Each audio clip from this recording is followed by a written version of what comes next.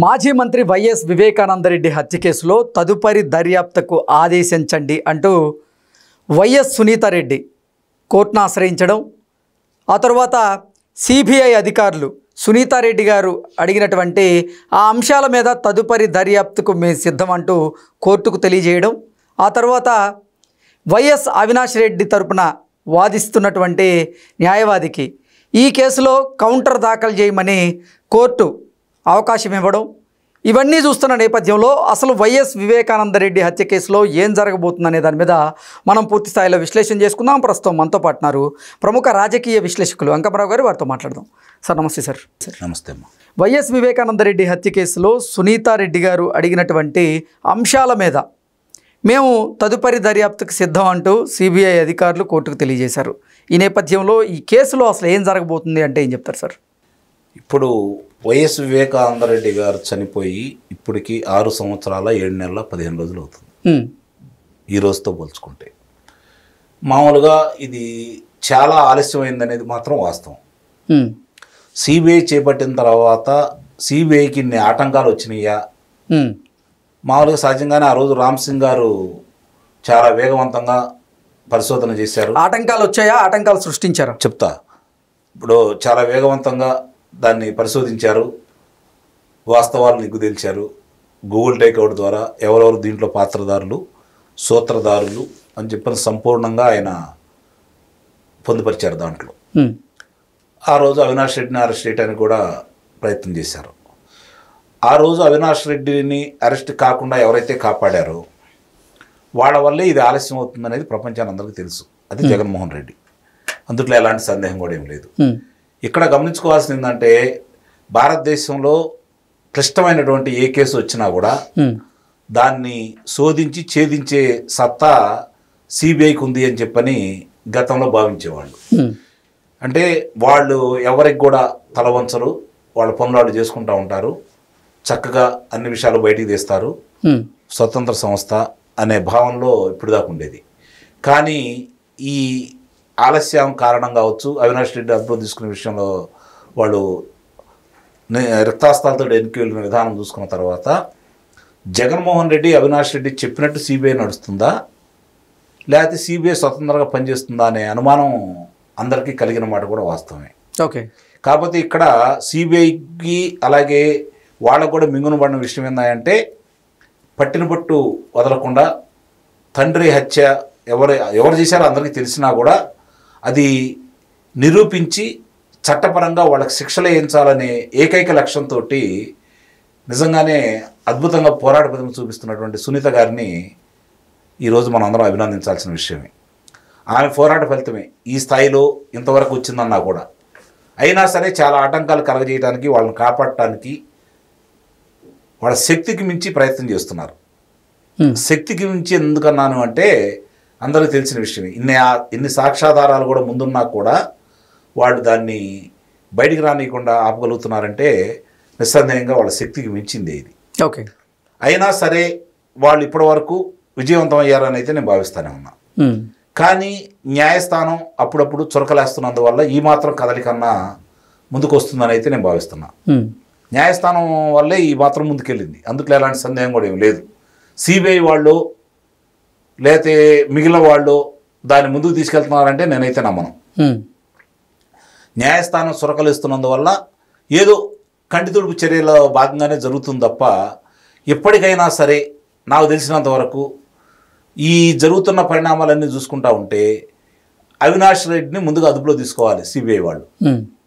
కానీ ఆ దిశగా అడుగులు ఎట్లేదు అంటే, న్యాయస్థానం చెప్పినా కూడా గతంలో న్యాయస్థానం ఓ టైం బౌండ్ విధించింది, కానీ ఆ లోపు ఏమి చేయలే, సిబిఐ వాళ్ళు ఏమి చేయలే. అంటే సిబిఐలో చలనం లేదు. మీరు గమనించుకోండి, ఇక్కడ న్యాయస్థానం సురకలిస్తుందే తప్ప సిబిఐ వాళ్ళకున్నటువంటి శక్తియుక్తులన్నింటినీ కూడా దీని మీద పెట్టలేదు. రామ్ సింగ్ గారి వరకు అన్నీ చేశారు, మొత్తం పళ్ళెంలో పెట్టి ఇచ్చాడు. ఆయన సాక్ష్యాధారాలని ముందు పెట్టాడు, అదుపులో తీసుకోకటే మిగిలింది. చంపిన వ్యక్తి మేము చంపాము, పలానా వాళ్ళం పాల్గొన్నాము, దీన్ని వీళ్ళు మాతో డీల్ కుదుర్చుకున్నారు, ఇంత డబ్బులు ఇచ్చారు అని చెప్పని స్పష్టంగా చెప్పిన తర్వాత ఆయుధం ఏందో చెప్పిన తర్వాత గూగుల్ టేక్అవుట్ ద్వారా అది నిజ నిర్ధారణ అయిన తర్వాత అవినాష్ రెడ్డి మార్చి 13 నుంచి 2019 మార్చి 13 నుంచి ఎవరెవరితో మాట్లాడుతున్నారు, అతని ఇంటికి వెళ్ళి ఎవరెవరు కలిశారు, ఎవరైతే దీంట్లో నిందితులై ఉన్న వాళ్ళందరూ కూడా ఏ విధంగా పాల్పంచుకున్నారు, ఎవరెవరు ఎక్కడ కలిశారని చెప్పని గూగుల్ టేక్అవుట్ ద్వారా మొత్తం బయటకు వచ్చిన తర్వాత శివశంకర్ రెడ్డి కావచ్చు వాళ్ళ అబ్బాయి జైల్లోకి వెళ్ళి డాక్టర్ దస్తగిరిని బెదిరించిన తర్వాత అతను ఏ హక్కుతోటి వెళ్ళాడు, అతనికి ఏంటి సంబంధం జైలుకి వెళ్ళటానికి? మరి అతను కూడా ఈరోజు వరకు అదుపులో తీసుకోలేదు కదా.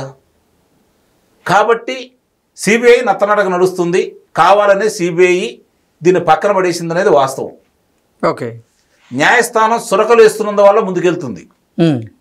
డాక్టర్ సునీత గారి పోరాటం అద్భుతమైన పోరాట పట్టిన వల్ల కనీసం న్యాయస్థానం అప్పుడప్పుడు దీని గురించి ఈ కేసు ఉంది అని చెప్పని న్యాయస్థానం వాళ్ళకి అంతరాత్మ ద్వారా వాళ్ళు అనుకొని దీన్ని ఏమవుతుందని చెప్పి నేను ప్రశ్నిస్తూ ఉంటే ఏదో ఒక అడుగు ముందుకేసినట్టు 4 అడుగులు వెనక్కిలేస్తుంది సిబిఐ.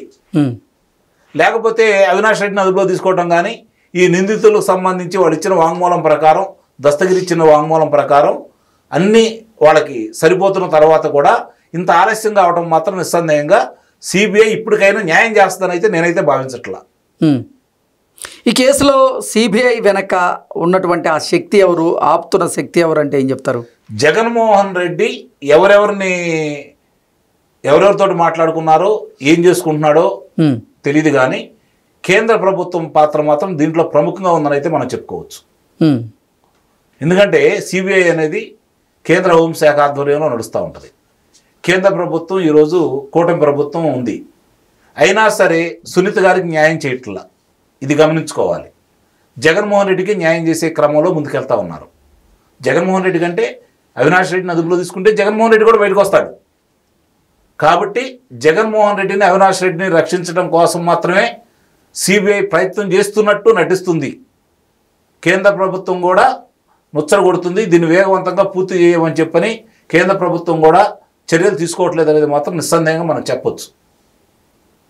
జగన్మోహన్ రెడ్డిని రక్షించే క్రమంలో భాగంగా ఇంకా కూడా గతం 5 సంవత్సరాలు అనుకున్నారు కేంద్ర ప్రభుత్వం జగన్మోహన్ రెడ్డికి విపరీతమైన సహాయ సహకారాలు అందజేస్తుంది అని. ఇప్పుడు కూడా తెలుగుదేశం పార్టీ కూటమి ఉండా కూడా జగన్మోహన్ రెడ్డికే అనుకూలంగా పనిచేస్తుంది. అటు కూటమి ఇటు రాష్ట్ర కూటమి కూడా జగన్మోహన్ రెడ్డికి సహకరిస్తుందనే అభిప్రాయం ఈరోజు ప్రజల్లో బలంగా ఉంది.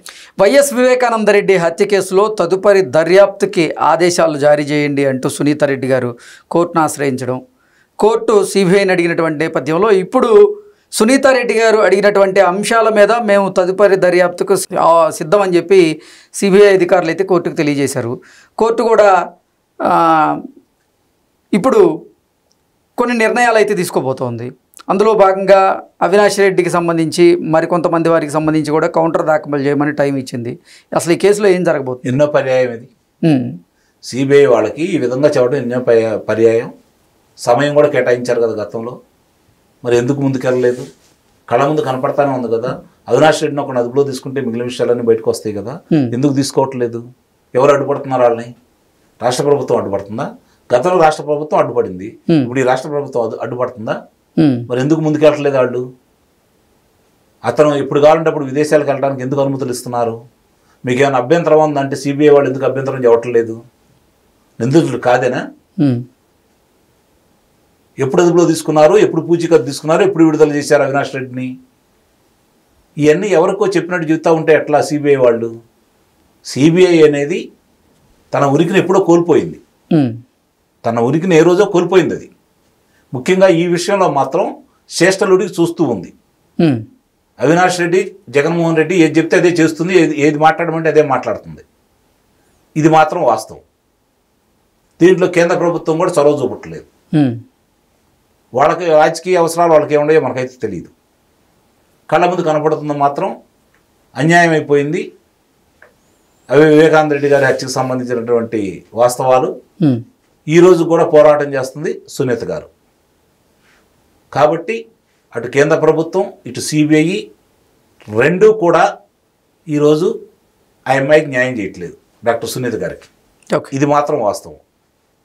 మామూలుగా వాళ్ళ కుటుంబ సభ్యులు వాళ్ళే దీంట్లో సూత్రధారులు పాత్రధారులు అని స్పష్టంగా తెలిసి ఆమె వాస్తవాలన్నీ కూడా పొందుపరిచి అలాగే దస్తగిరి కూడా విషయాలన్నీ చెప్పిన తర్వాత కూడా ఇన్ని సంవత్సరాలు కాలయాపన చేస్తున్నారు అంటే అర్థమైపోతూ ఉంది కదా ఏ విధమైనటువంటి రాజకీయ ఒత్తిళ్లు సిబిఐ మీద ఉంది అనేది.